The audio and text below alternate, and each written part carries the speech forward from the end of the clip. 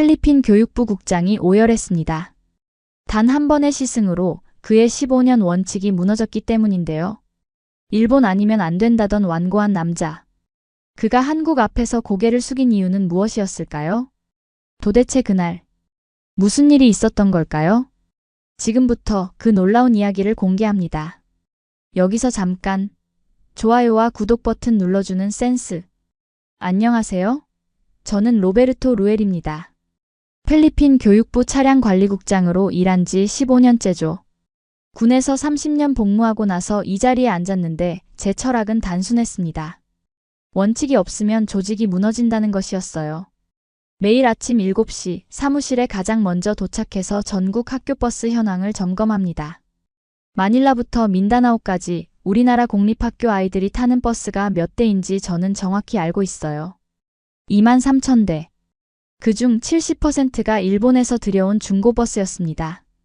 국장님, 세부교육청에서 또 연락 왔습니다. 비서 마리아가 전화기를 들고 들어왔어요. 벌써 이번 달 세 번째였죠. 세부지역 교육청장 카를로스가 한국산 중고버스 도입을 계속 요청하고 있었거든요. 또 한국버스 이야기겠지? 네, 가격이 일본 것보다 30% 싸다고 하네요. 저는 고개를 저었습니다. 가격이 문제가 아니었어요.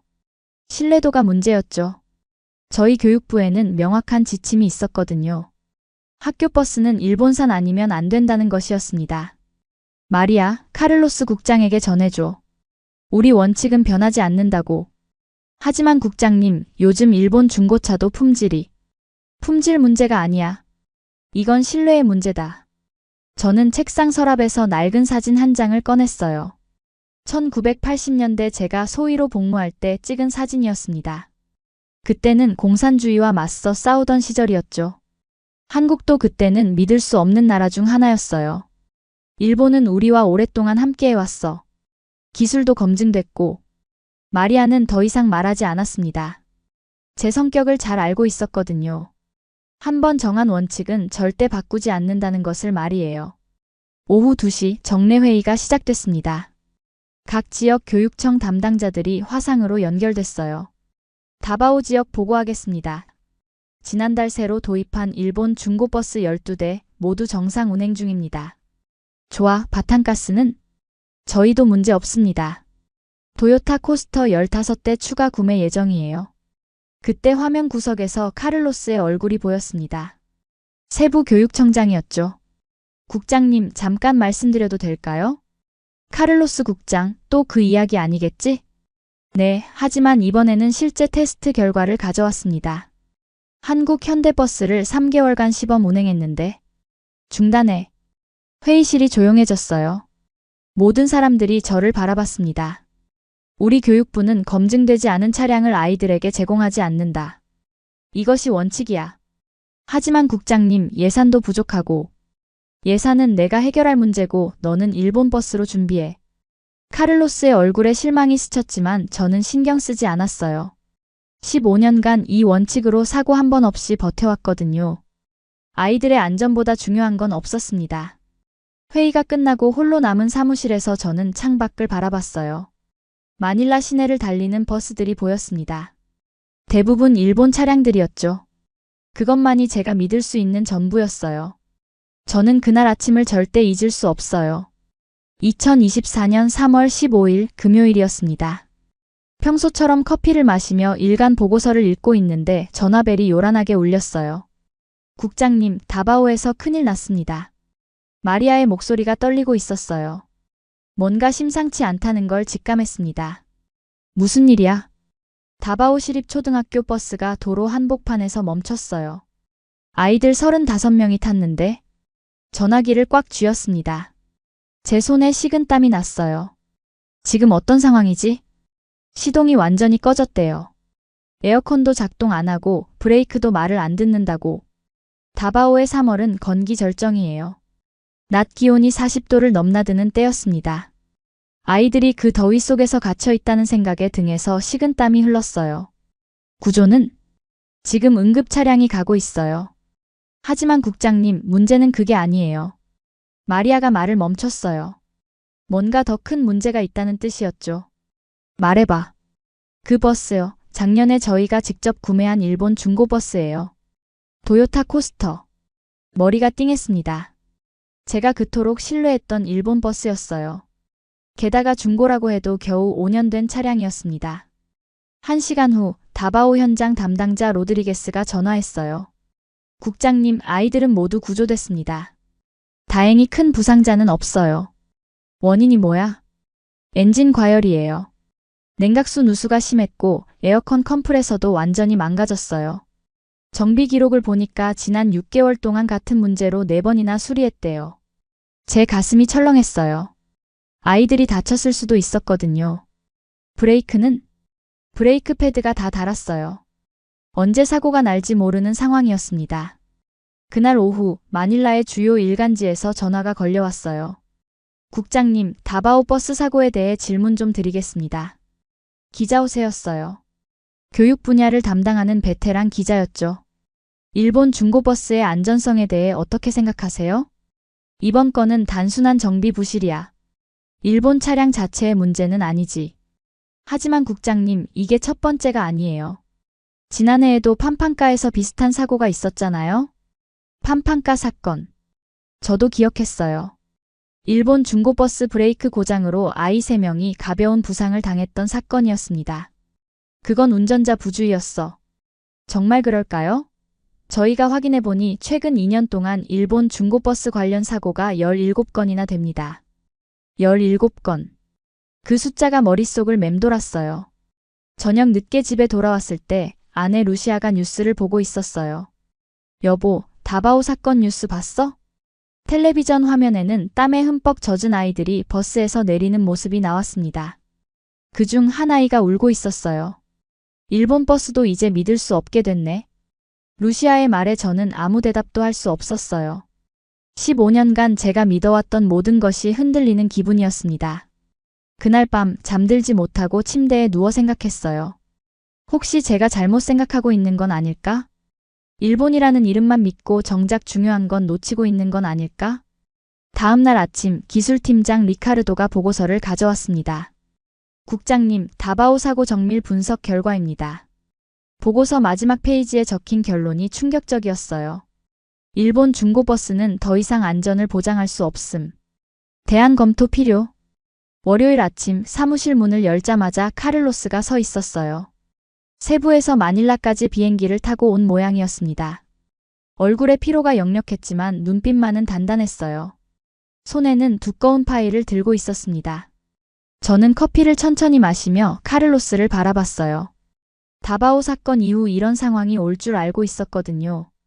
그의 표정에서 강한 의지가 느껴졌습니다.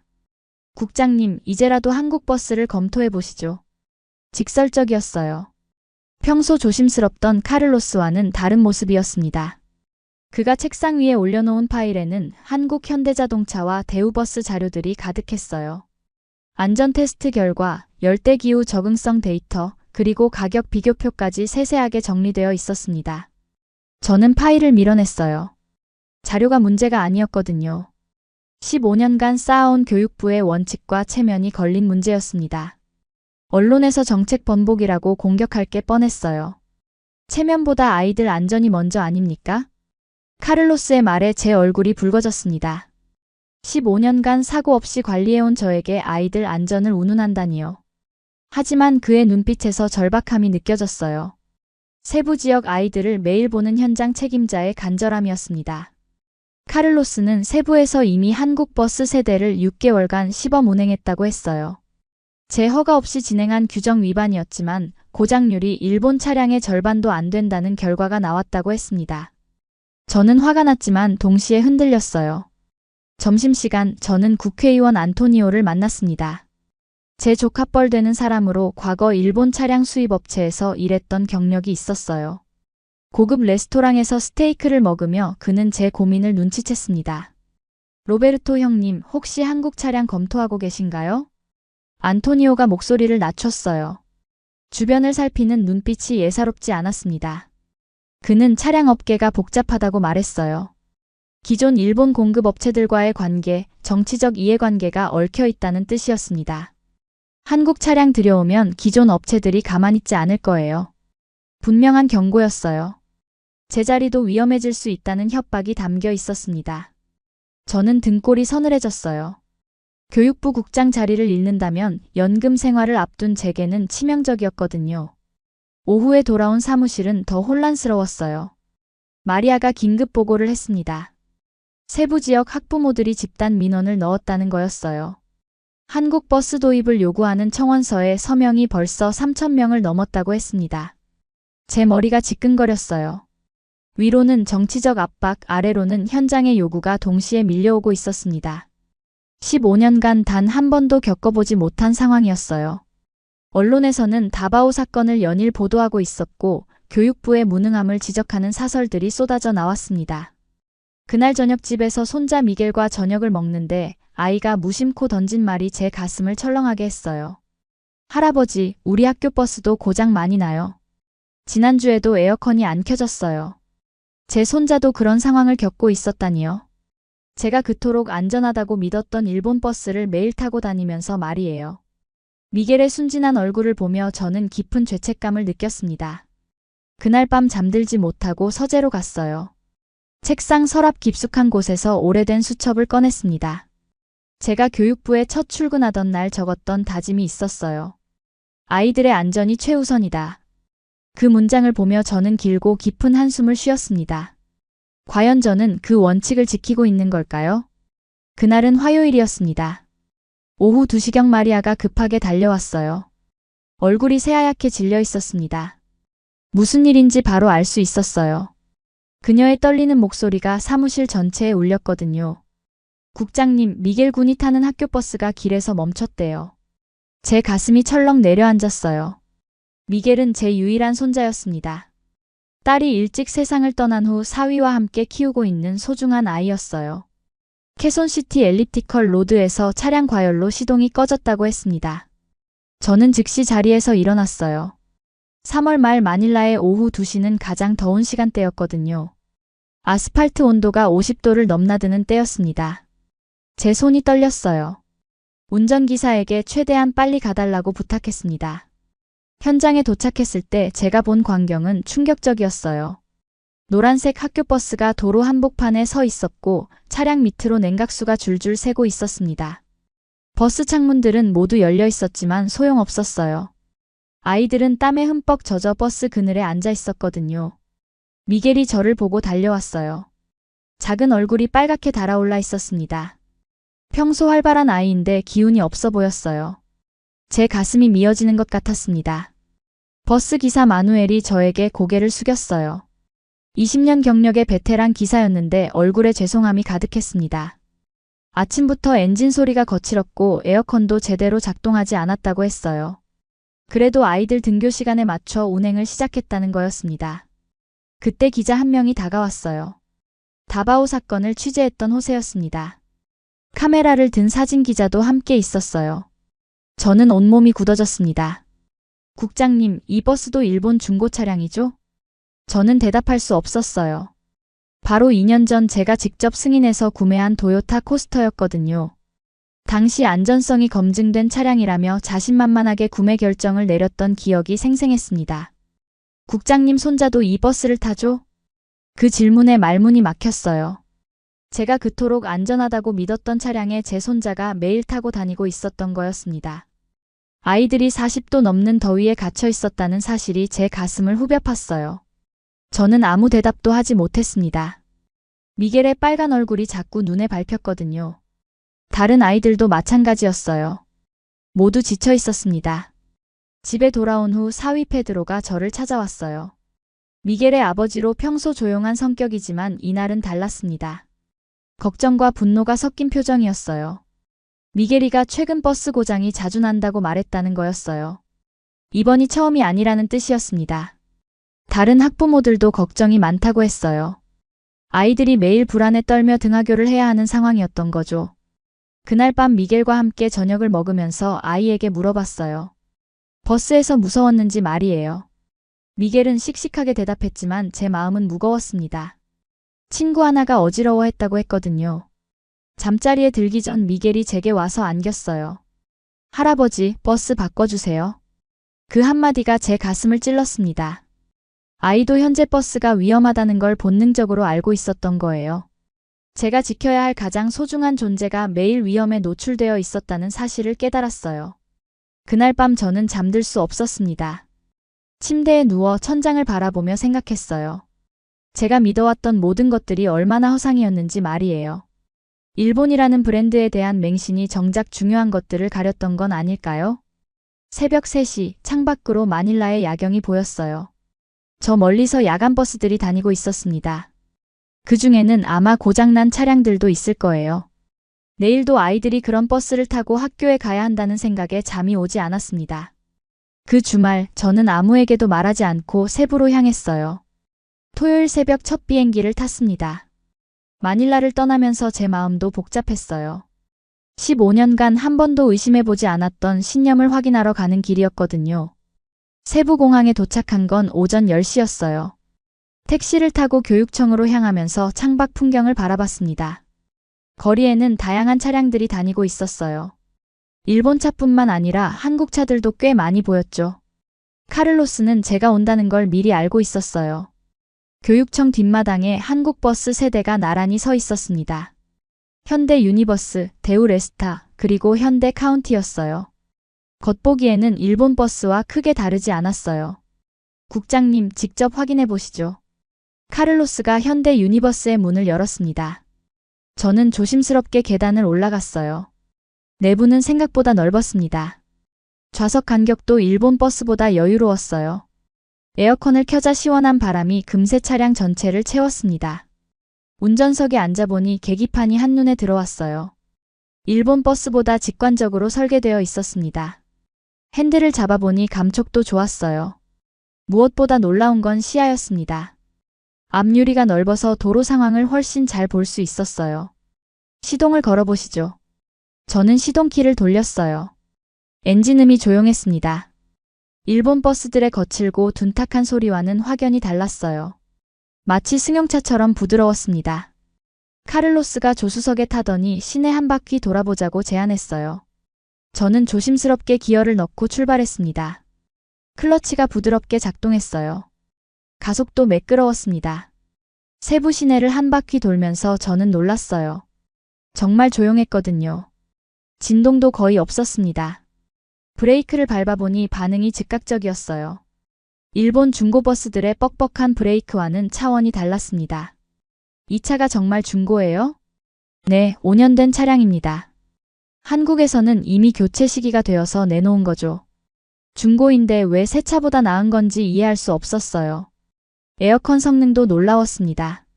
세부의 뜨거운 햇살 아래에서도 차량 내부는 시원했어요. 점심시간 저는 혼자 바닷가 식당에 앉아 생각에 잠겼어요. 지난 15년간 제가 얼마나 편견에 사로잡혀 있었는지 깨달았습니다.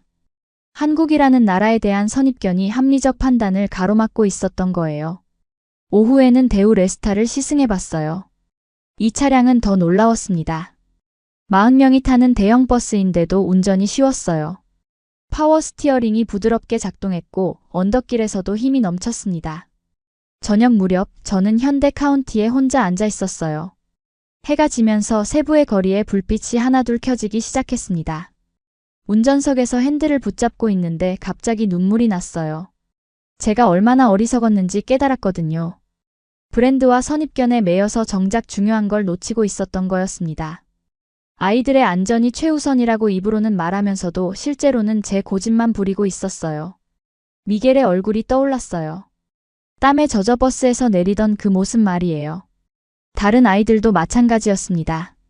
매일 고장 위험에 노출되어 있었던 거죠. 핸드폰을 꺼내 미겔에게 전화를 걸었어요. 할아버지 어디세요? 세부의 일 때문에 왔단다. 언제 돌아와요? 보고 싶어요. 미겔의 목소리를 듣고 있으니 더 눈물이 났어요. 제가 지켜야 할 가장 소중한 존재를 위험에 빠뜨리고 있었던 거였습니다. 그날 밤 호텔에서 잠들지 못하고 창밖을 바라봤어요. 세부의 야경이 아름다웠지만 제 마음은 무거웠습니다. 내일 마닐라로 돌아가면 어떤 결정을 내려야 할지 고민이 깊어졌어요. 새벽 4시 저는 일어나서 호텔 로비로 내려갔어요. 24시간 카페에서 커피를 마시며 생각을 정리했습니다. 15년간 쌓아온 원칙을 바꾼다는 게 쉽지 않았어요. 하지만 오늘 경험한 것들을 무시할 수도 없었습니다. 아침 비행기를 타고 마닐라로 돌아오는 길에 저는 결심했어요. 더 이상 과거에 매여 있을 수는 없다고 말이에요. 아이들의 진짜 안전을 위해서는 변화가 필요했습니다. 월요일 아침 9시 정례 회의실에 각 부서장들이 모였어요. 저는 평소보다 일찍 출근해서 마음의 준비를 하고 있었습니다. 세부에서 돌아온 후 주말 내내 고민했던 결정을 발표해야 하는 순간이었거든요. 기술국장 리카르도가 늦게 들어왔어요. 지난주 서울 출장을 다녀온 그의 얼굴에는 뭔가 다른 표정이 있었습니다. 평소 조용한 성격인데 오늘은 눈빛이 살아있었어요. 손에는 두꺼운 보고서를 들고 있었죠. 회의가 시작되고 각 부서 보고가 이어졌어요. 예산팀에서는 올해 차량 구매 예산이 부족하다고 보고했습니다. 정비팀에서는 일본 중고버스들의 고장률이 지속적으로 증가하고 있다고 했어요. 모든 보고가 끝난 후 리카르도가 손을 들었습니다. 저는 고개를 끄덕였어요. 리카르도는 한국 정부 초청으로 대중교통시설을 견학하고 온 참이었거든요. 그가 자료를 펼치더니 현대자동차 울산 공장 사진들을 보여줬습니다. 거대한 생산 라인에서 버스들이 조립되고 있는 모습이었어요. 리카르도는 한국 버스 제조업체들의 품질 관리 시스템에 대해 설명했어요. 모든 부품을 2중 3중으로 검사한다는 거였습니다. 영하 30도에서 영상 50도까지 극한 온도에서 내구성 테스트를 진행한다고 했어요. 필리핀의 열대기후보다도 혹독한 조건에서 검증받는다는 뜻이었죠. 가장 놀라운 건 설계 철학이었습니다. 한국 엔지니어들은 기술보다 사람을 먼저 생각한다는 거였어요.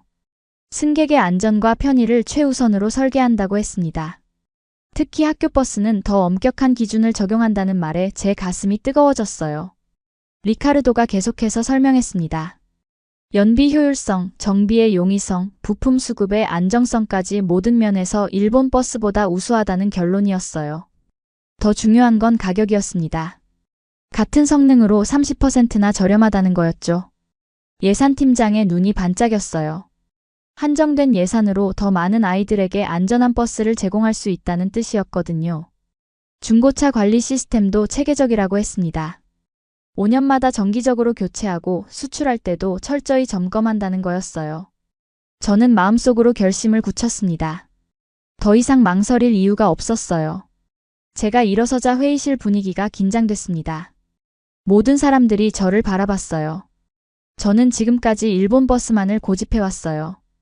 제 목소리가 회의실에 울렸습니다. 그것이 옳다고 믿었거든요. 하지만 이제 입장을 바꾸겠습니다. 잠깐 말을 멈추고 심호흡을 했어요. 한국 버스 도입을 적극 검토하겠어요. 회의실에 웅성거림이 일었습니다. 15년간 한 번도 바뀌지 않던 원칙이 바뀌는 순간이었거든요. 행정팀장이 걱정스럽게 정치적 부담을 언급했어요. 국회에서 질타받을 게 뻔했죠. 그런 건 제가 감당할 문제입니다. 아이들 목숨이 먼저예요. 제 목소리에 확신이 담겨 있었어요. 미겔의 얼굴이 떠올랐습니다. 다바오에서 땀에 젖었던 아이들의 모습도 생각났어요.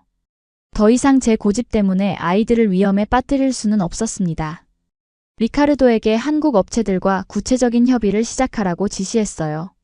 그의 얼굴에 안도감이 스쳤습니다. 아마 오랫동안 이런 변화를 기다리고 있었을 거예요. 회의가 끝나고 혼자 남은 사무실에서 저는 창밖을 바라봤습니다. 변화는 어려운 일이었지만 필요한 일이었어요. 더 이상 과거에 매여 있을 수는 없었죠. 진짜 교육자라면 아이들을 위해 변할 줄 알아야 했습니다. 오후에 마리아가 들어와서 언론 연락이 많이 온다고 했어요. 정책 변화에 대해 질문하고 싶다는 거였습니다. 저는 내일 기자회견을 잡아달라고 했어요. 제대로 설명해야 했거든요. 이제 돌이킬 수 없는 길을 택한 거였습니다. 하지만 후회는 없었어요. 처음으로 진짜 교육자다운 결정을 내린 기분이었거든요. 15년간 움켜쥐고 있던 편견을 내려놓으니 마음이 홀가분했습니다. 그날 저녁 집에 돌아가서 미겔에게 말했어요. 곧 새로운 버스가 올 거라고 말이에요. 아이의 환한 미소를 보며 저는 올바른 선택을 했다는 확신이 들었습니다. 화요일 오전 10시 교육부 브리핑룸이 기자들로 가득 찼어요. 저는 연단 뒤에서 심호흡을 하며 마음을 다잡고 있었습니다. 15년 교육부 생활에서 가장 중요한 순간이었거든요. 오늘 발표할 내용이 제 인생을 바꿀 수도 있었어요. 마리아가 제 옆에 와서 속삭였습니다. 기자가 50명 넘게 왔다고 했어요. 평소 교육부 브리핑에는 10명 정도만 오는데 말이죠. 다바오 사건과 정책 변화 소식이 언론의 관심을 끈 거였습니다. 연단에 올라서니 카메라 플래시가 터졌어요. 기자 옷에도 보였고 방송국 카메라도 여러 대 설치되어 있었습니다. 제 손이 떨렸지만 마이크를 잡았어요. 안녕하세요. 교육부 차량관리국장 로베르토 루엘입니다. 목소리가 약간 떨렸어요. 준비해온 원고를 보려고 했는데 갑자기 마음이 바뀌었습니다. 진심을 전하려면 원고 없이 말해야겠다는 생각이 들었거든요. 저는 지금까지 관행을 선택했습니다. 첫 문장부터 예상과 달랐어요. 기자들이 웅성거렸습니다. 15년간 일본 버스만 고집한 건 그것이 안전하다고 믿었기 때문이에요. 하지만 틀렸습니다. 제 목소리에 떨림이 있었지만 계속했어요. 관행이라는 이름으로 아이들을 위험에 빠뜨렸어요. 제 고집 때문에 많은 아이들이 고생했습니다. 기자들의 펜이 빠르게 움직였어요. 이런 솔직한 고백을 예상하지 못했을 거거든요. 다바오 사건을 보고도 처음엔 변명을 찾았어요. 단순한 정비 부실이라고 했죠. 하지만 제 손자가 같은 위험에 노출됐을 때야 깨달았습니다. 미겔의 얼굴이 떠올랐어요. 땀에 흠뻑 젖어 버스에서 내리던 모습 말이에요. 아이들 목숨 앞에서는 어떤 원칙도 소용없어요. 브랜드나 국가도 중요하지 않습니다. 제 목소리가 점점 커졌어요.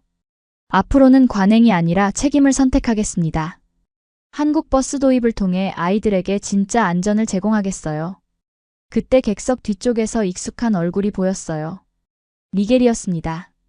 사위 페드로와 함께 와 있었어요. 아이가 저를 보며 고개를 끄덕이고 있었습니다. 그 순간 제 눈에 눈물이 맺혔어요.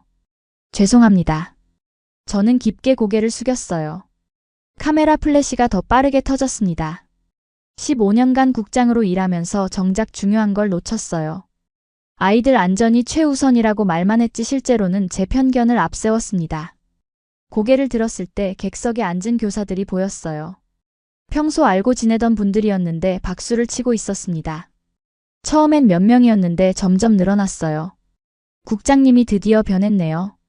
어떤 교사가 큰 소리로 말했습니다. 박수 소리가 더 커졌어요. 기자들도 놀란 표정이었습니다. 이런 분위기는 예상하지 못했을 거거든요. 질의응답 시간에 기자 오세가 손을 들었어요. 국장님, 정치적 압박은 어떻게 감당하실 건가요? 제가 알아서 할 문제입니다.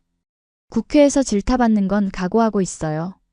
일본 업체들의 반발도 예상되는데요. 그것보다 아이들 안전이 먼저예요.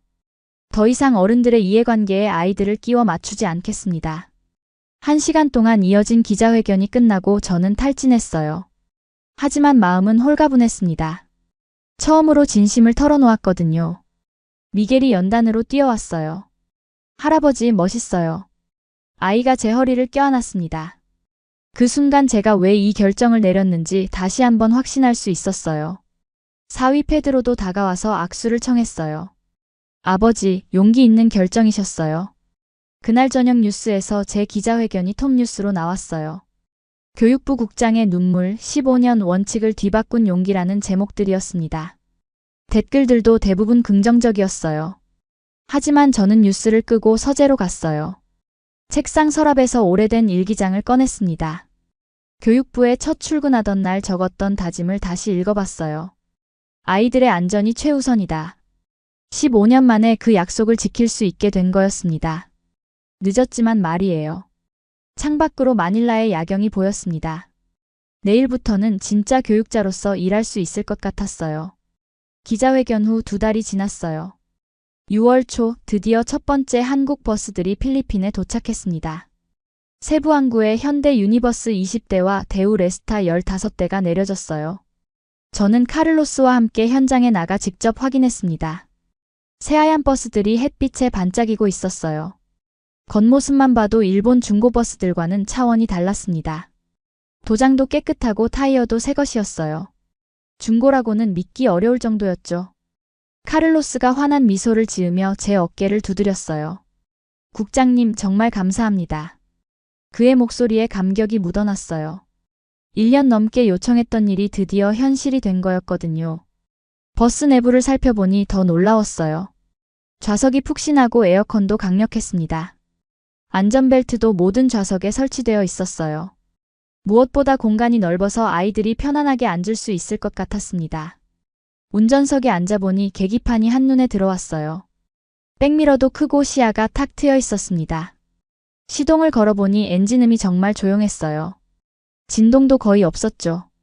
이 버스들은 어디로 보낼 예정이에요? 세부와 다바오를 시작으로 7개 도시에 배치할 계획입니다. 다바오. 그 사건이 모든 걸 바꿔놓았던 곳이었어요. 이제 그곳 아이들이 안전한 버스를 탈 수 있게 됐다는 생각에 뿌듯했습니다. 일주일 후 각 지역에서 좋은 소식들이 들려왔어요. 세부에서는 학부모들이 만족해한다는 보고가 왔습니다. 다바오에서는 아이들이 버스 타는 걸 좋아한다고 했어요. 에어컨이 시원하고 좌석이 편안하다는 거였죠. 가장 기뻤던 건 고장률이었어요. 한 달 동안 운행했는데 단 한 번도 큰 고장이 없었습니다. 일본 중고버스들과는 확연히 다른 결과였어요. 7월 말 저는 다바오를 직접 방문했어요. 3월에 사고가 났던 그 학교 앞에 새로운 현대버스가 서 있었습니다. 노란색 도장에 큰 글씨로 문구가 적혀 있었어요. 아이들 안전이 중요하다. 제가 직접 제안한 문구였어요. 브랜드나 신차 여부가 중요한 게 아니라 진짜 안전이 중요하다는 뜻이었습니다. 아이들이 버스에서 내리는 모습을 보니 감동적이었어요. 모두 밝은 표정이었습니다. 땀에 젖어 있지도 않았어요. 3월에 그 참혹했던 모습과는 완전히 달랐죠. 한 아이가 제게 다가와서 말했어요. 아저씨, 새 버스 정말 좋아요. 그 말에 제 가슴이 따뜻해졌어요. 이런 순간을 위해 그 모든 고생을 했던 거였습니다. 8월 중순 제 퇴임이 확정됐어요. 정년까지 아직 2년이 남았지만 스스로 물러나기로 결정했습니다. 정책 변화에 대한 정치적 압박도 있었고 새로운 변화는 젊은 사람이 이끄는 게 좋겠다는 생각이 들었거든요. 퇴임식 날 교육부 강당에는 많은 사람들이 모였어요. 각 지역 교육청장들, 교사들, 그리고 제 가족들까지 와주었습니다. 무엇보다 미겔이 와준 게 기뻤어요. 퇴임사를 하려고 연단에 올라섰는데 갑자기 화면에 영상이 나왔어요. 미겔이 만든 감사 영상이었습니다. 아이가 직접 촬영하고 편집한 거였어요. 할아버지, 새 버스 사줘서 고마워요. 이제 학교 가는 게 더 즐거워졌어요. 영상 속 미겔의 목소리를 듣고 있으니 눈물이 났어요. 제가 한 일이 정말 의미 있었다는 걸 실감했거든요. 영상이 끝나고 강당에 박수가 터졌어요. 저는 마이크를 잡고 마지막 인사를 했습니다. 15년간 많은 실수를 했지만 마지막에는 올바른 선택을 할 수 있었어요. 아이들 덕분입니다. 퇴임식이 끝나고 저는 혼자 교육부 뒷마당으로 나갔어요. 그곳에는 새로 들어온 한국 버스 한 대가 서 있었습니다. 제가 승인한 마지막 차량이었어요. 버스 옆에 서서 저는 하늘을 바라봤어요. 구름 한 점 없는 맑은 하늘이었습니다. 마음도 그만큼 맑았어요. 이제야 진짜 교육을 한 것 같다. 혼자 중얼거리며 미소를 지었습니다. 늦었지만 아이들을 위한 진짜 변화를 만들어냈거든요. 앞으로도 필리핀의 아이들이 안전하게 학교에 다닐 수 있을 거예요. 그것만으로도 제 인생이 의미 있었다고 생각했습니다. 버스 문을 닫고 천천히 집으로 향했어요. 새로운 시작이 기다리고 있었습니다. 오늘의 사연은 어떠셨나요? 이번 영상을 어떻게 생각하시는지 댓글로 의견을 남겨주시고 좋아요를 눌러주세요. 다음에도 더 흥미진진한 사연으로 찾아뵙겠습니다. 감사합니다.